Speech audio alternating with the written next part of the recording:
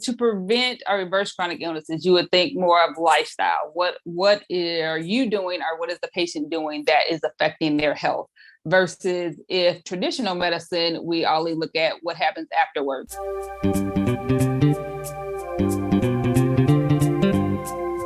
Hello and welcome to the Innovative Mindset Podcast. I'm your host, Izolda. On the show, I interview peak-performing innovators in the creative, social impact, and earth conservation spaces. I also bring you ideas and techniques that you can grab and use to set goals, create, and unlock your potential for changing yourself and the world. And now let's get to the show.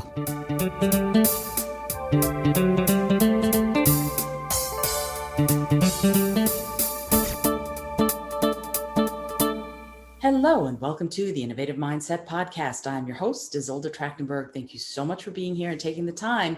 And I'm super grateful to my guest today. She's doing amazing work, and I can't wait to introduce you to her and her to you. Dr. Amanda Adkins, MD, is a board-certified internal medicine physician, health coach, and owner of Enlightenment Health and Wealth. She has a deep passion for ensuring that everyone has a chance at a healthy and happy life. I love that.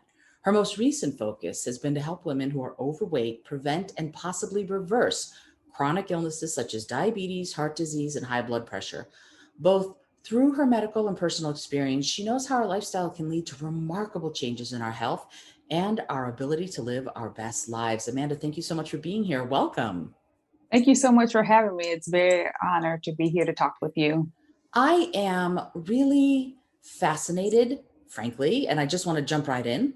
I'm really fascinated about the fact that you have taken your medical practice in this direction, in preventing illnesses, because I note that a lot of times we go in when we're sick to the doctor rather than before we get sick. I was wondering if you could talk a little bit about what brought you to the point where you went, you know what, this is important. Prevention is important. Yeah, so actually it started back with my own journey and looking at my own health. And it started when I was just a teenager and I found myself to be overweight and not feeling great and unhealthy. And as I grew older and trying to get myself healthy, I just learned what was to be the best things for my body. But then also my family, my grandparents, they were not the healthiest, and then end up getting more and more illnesses as they grew older. And I was just like, there has to be something else that I can do to prevent this from being my future. Since I knew I had those genes, would more likely go down that same path. So what could I do different? And then I had a lot of patients that would also ask me, what can I do to stay healthy? And that kind of blew my mind, because I was like, I don't know. That was my first thought. I was like, we weren't taught that in medical school. We were just taught, how your body normally would act, and then what happens when it has pathology in there.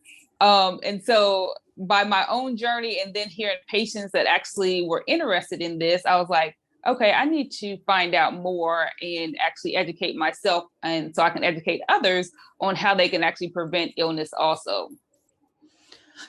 Oh, I love that. That's so great. I think it's amazing. And I also think I'd love to know a little bit about what are some of the different approaches, right? Because if you're approaching things differently, obviously you're doing things differently.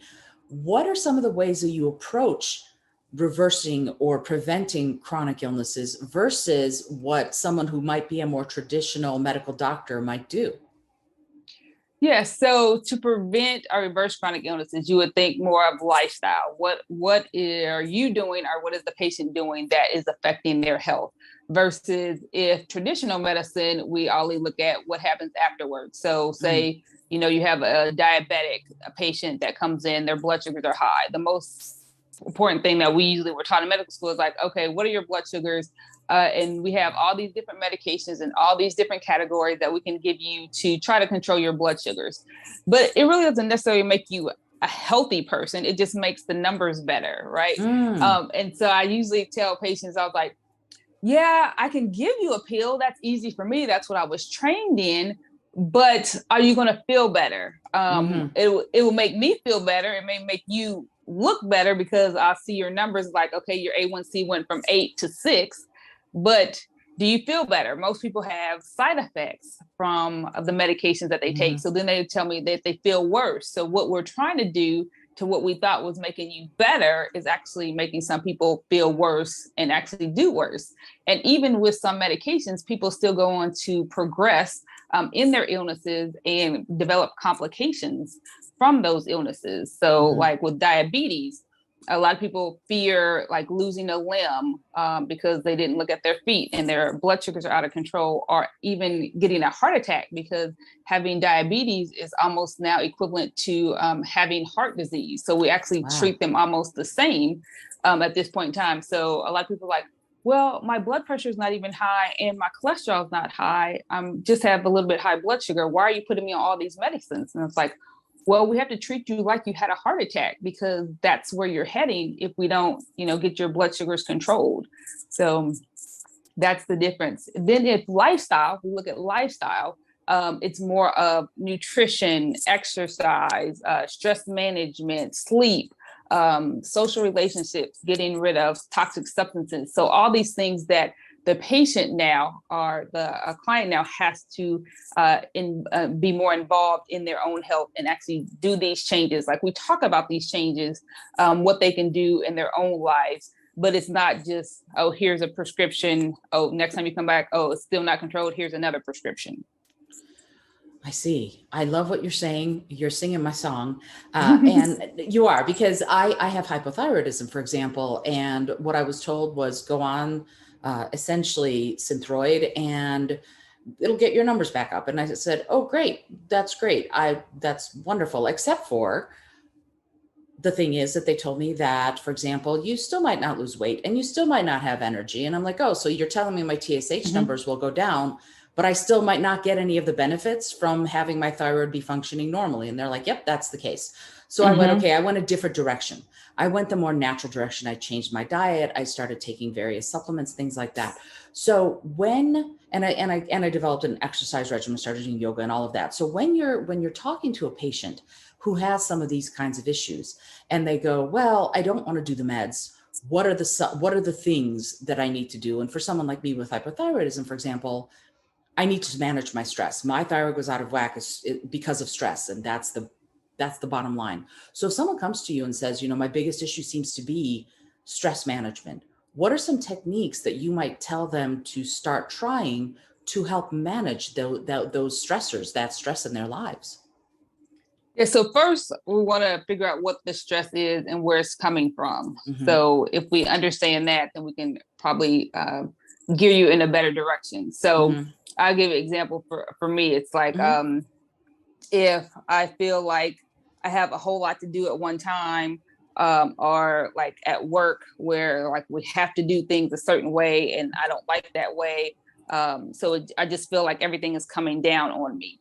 So I can reframe and just take a deep breath. And I actually tell myself, this can be a hard situation, but I'm okay. I don't know where that came from of my mind, but I know I've been doing this for years. I just tell myself, breathe. It's okay. You're going to be okay. This time will pass and you will do fine. So first acknowledging what your stressor is and if you have control over that. So I know some things are out of my control and I just tell myself it's going to be okay. And this is what I can control. And I control what I can control. We probably have heard that before. You can only control what you can control. Yes. Yes. Yes. So then first when we identify that and then breathing, I've actually stepped more into meditation. I actually just got off with my meditation teacher and learning new techniques of actually relieving the stress before it builds up. So that's another thing I also tell people, that we don't want to wait till the stress is built up in us, because then it manifests as other actual physical manifestations. So if we can do things on a daily basis that decreases our stress level, it won't build up to where it causes more problems inside our body. So for me, I go for a daily walk, especially at lunchtime, because like I said, my biggest stressor is at work. So I feel like I'm not in control all the time there. So I take my lunch hour and walk for 30 minutes. And it's not like anything strenuous. It's just I'm out there breathing the sunlight, the fresh air, and it just gets me refreshed for the afternoon. So I actually tell my patients to do that because they usually tell me they don't have time to exercise. I don't have like 3 hours to go to the gym. I have a family. I have to do things after work. And so I'm like, oh, great. Do you get a lunch hour? And they're like, yes. And I was like, perfect. This is the great time where you can go out and do some, activity. And activity is a great way to decrease stress. Then if you have other times that you can do more things, then meditation, like I said, I'm working into is good and as simple as 5 minutes a day. There's different apps that are available, or you can do like me, find a meditation teacher, a great meditation teacher that teaches you certain meditations that you can do in different times. So I have my own mantra that she taught me. And so that actually has been helping me, that, like I said, do 5 minutes a day and just keep that stress from building up. And I noticed that I don't react as much as I have had in the past. Like before, as soon as something happens, then I'm like angry or I'm upset. I'm like frustrated. And now I can just like take a step back, look at the situation completely, and then just breathe. And then I'm like, okay, let's actually decide what we can do in this moment and move on from there. So it's several different things we can look at depending on where your stressors are coming from. Absolutely. Again, you're singing my song. I want to be your new best friend, Amanda. Yeah, it's absolutely true though, because I tell my own clients the difference between a reaction and a response is how many breaths you take between what happens and what you do about it, right? Taking the moment to take those few breaths, taking 5 minutes a day to meditate. And that means set your alarm for 5 minutes earlier, right? It does not have to have an entire room dedicated to meditation where you go for an hour and a half every 20 minutes and you meditate. You don't want to do that, right? You don't necessarily need that. And I think that that's great. And one of the things that I'm hearing you say is that so much of this is, and I love this because this is the Innovative Mindset podcast, is mindset, right? How you approach the things in your life. And yet there's a lot of stuff that we're dealing with that is coming at us all the time that we kind of have to constantly go, is this good for me? Is this the right thing for me? And there's an evaluative process there too. And that one for me is always about nutrition, about the food we eat. And I know that there's, for example, a chronic obesity epidemic in the USA. Let's focus this on the USA since this is where you work. And a lot of that has to do with our diet. And I don't mean diet like trying to lose weight. I mean what we're putting in our bodies. And I'm wondering if you can talk a little bit about how some of the diet and nutrition and some of those potential chronic diseases all relate to one another. Yeah. So the top 10 causes of death in the US, 7 of them are related to nutrition. So number 1, heart disease. So we talk about that. So heart disease builds up from the cholesterol that builds up in our arteries. And therefore, where does the cholesterol come from? The foods that we eat, right? So a lot of manufactured foods, along with different meat products, dairy, things like that, are full of cholesterol. And foods are substances, I would say. They're not even real foods. It's just things that our body does not recognize and therefore does not know how to digest, and therefore just kind of builds up and cause problems in our arterial system, in our nervous system, just clogging everything up. So we have to be very conscious of what we put in our bodies, because like you said, a lot of people may complain of, feeling tired. And they're like, well, I'm doing everything I feel like I can, but it's still things that we're putting inside our bodies that is probably causing those feelings of feeling tired and things like that. So yes, nutrition, like I said, the biggest thing is also that people don't eat a lot of whole foods or vegetables and fruit. We've gotten away from that. Usually, growing up, we were told, make sure you have a vegetable on your plate or something like that. But now we have so much access to fast food, and, we think of burgers and fries as a complete meal. But I mean, there's really very little nutrients that we're getting when we do that drive-through. So our leafy green vegetables are great for a lot of different things. I used to talk a lot about high blood pressure, heart disease. So those leafy green vegetables have nitric oxide in there that actually help dilate our blood vessels, that actually help the blood flow, help our brain. Even now, they're doing studies to how nutrition relates to dementia. So it's just all connected. Like we have to have our arterial system open to get the nutrients and the blood flow and the oxygen that we need. So if we're clogging those down with the different foods that we eat, there's no way our body, every single organ, like I said, including the brain, is going to get that those nutrients that we need. So we have to be very conscious of what we're eating and how much of it we're eating. Again, you're singing. I feel like every minute I'm like, I'm your new fangirl. This is phenomenal. I love it. I love it, love it, love it. And I'm very open on the show that I'm vegan and have been for many years. And I feel like that helps with eating whole foods, right? And you can be vegan and be a junk food junkie. And I am a junk food junkie. I just have to be, I actually look at every meal and go, is this virtuous? Am I being virtuous here? Or is this a non-virtuous meal? And I literally ask myself that. And I think, again, that's a mindset thing. So I'm wondering if you can talk a little bit about some of the key things that people need to be looking for with respect to nutrition as far as improving their health. Like, yeah, you can be plant-based. You can have very little animals in your diet and still be kind of unhealthy if you eat a lot of French fries, for example. So what are the few key things that you would recommend people look to improving their health through nutrition? Yes. So I'm glad you mentioned that about the junk food junkie, because I usually tell people, I was like, that was me. Like when I first went vegetarian when I was 16, is that my idea of a meal was a Big Mac with no meat and French fries. Right. So I was like, hey, I don't have any meat. So I'm doing great.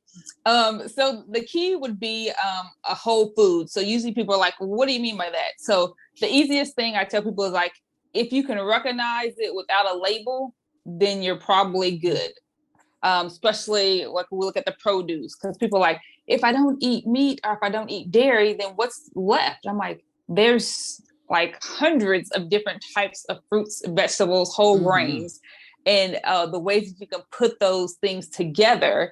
I mean, you can have a new meal every single day of the year, just the way that you look at that. So the simplest thing is look for the things in the produce aisle, things that don't need a label that you can recognize, something that would, grow naturally out of the ground. You just are there and like in a garden, or, in a farm, what do you have there that, would actually come out the ground and you can eat it straight like that, and then just making sure that when you look at your plate that it's full of different colors. I'll say, they say eat the rainbow, and I tell people not Skittles, because Skittles is vegan, but it has no nutrients in there. So like you may do your leafy greens, you may do like a sweet potato and then some lentils, and you just look at your plate and you're like, it's full of color. There's different colors of potatoes. Sometimes people are afraid of potatoes, but there's not just the white baked potatoes that you can get at a steakhouse. I mean, there's purple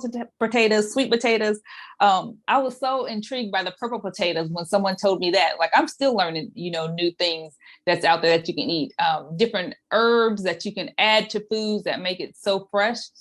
And I actually was watching a documentary that talked about, where people's like, well, we have to have meat, but because you have no flavor if you don't have meat. And they're like, what do you use to flavor your meat?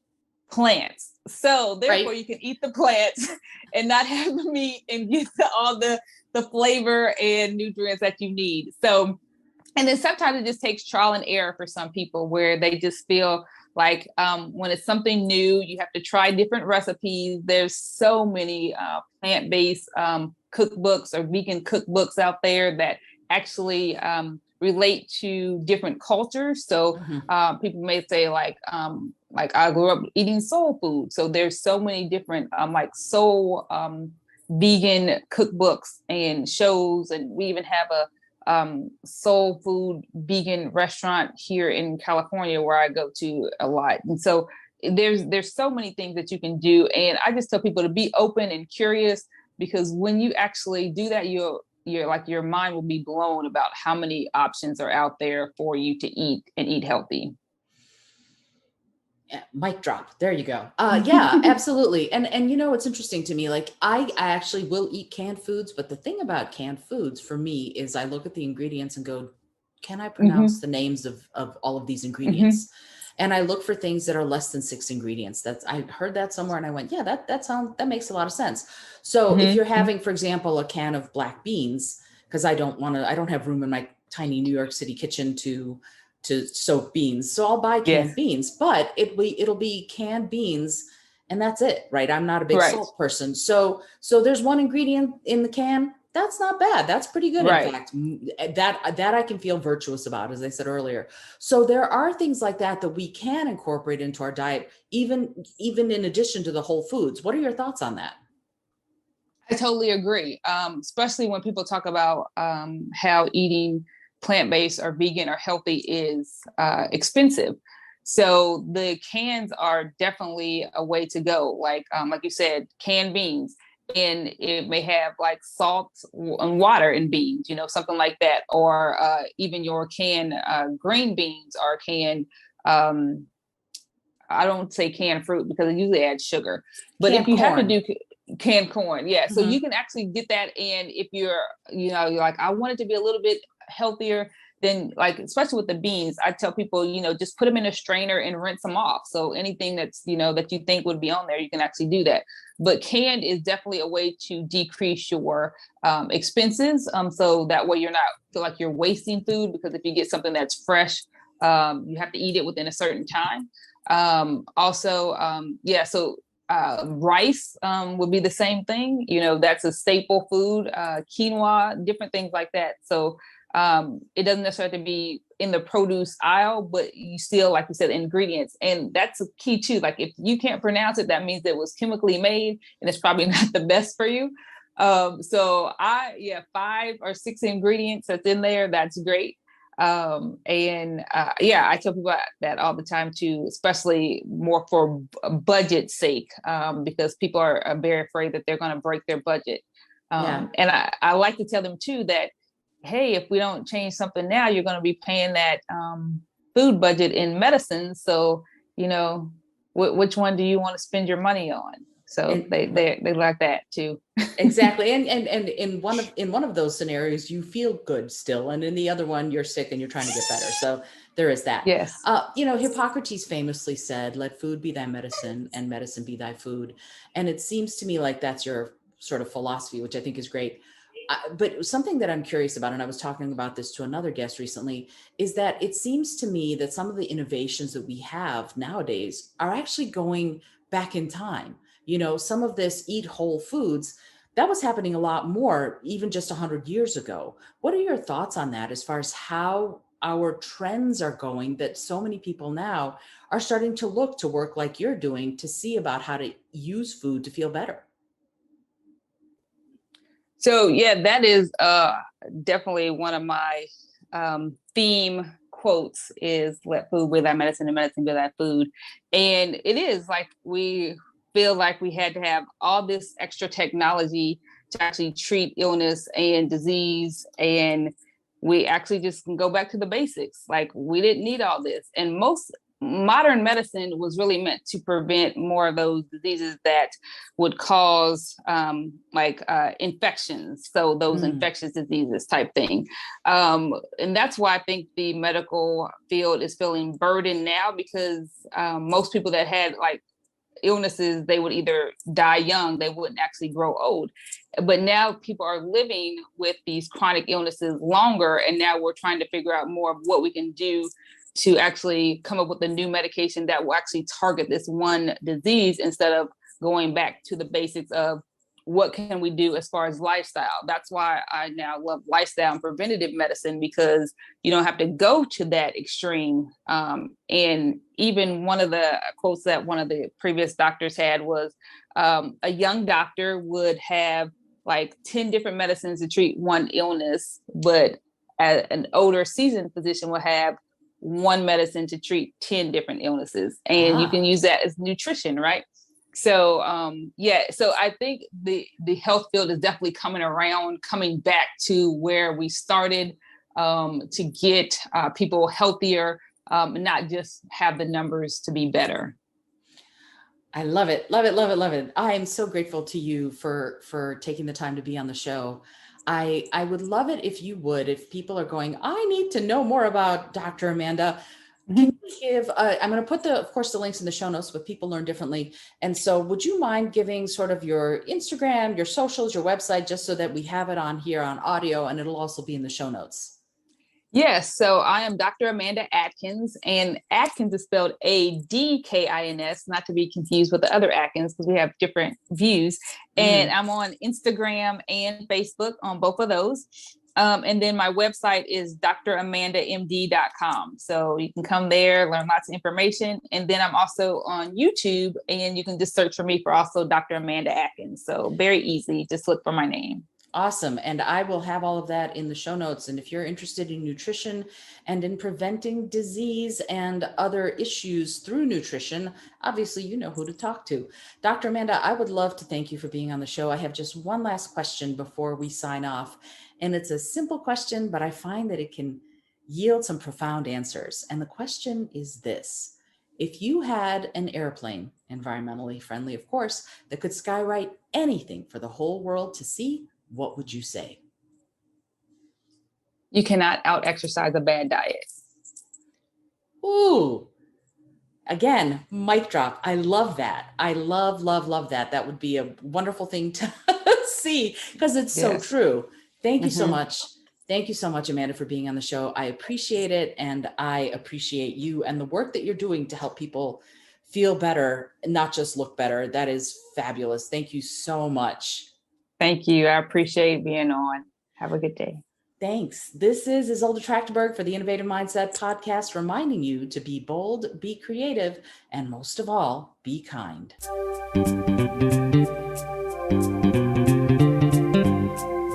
Thank you so much for joining me today. I really appreciate you being here. Please subscribe to the podcast if you're new, and it would mean the world to me if you told a friend about it. Today's episode was produced by Izolda Trachtenberg and is copyright 2022. As always, please remember this is for educational and entertainment purposes only. Past performance does not guarantee future results, although we can always hope. Until next time, remember to be bold, be creative, and most of all, be kind.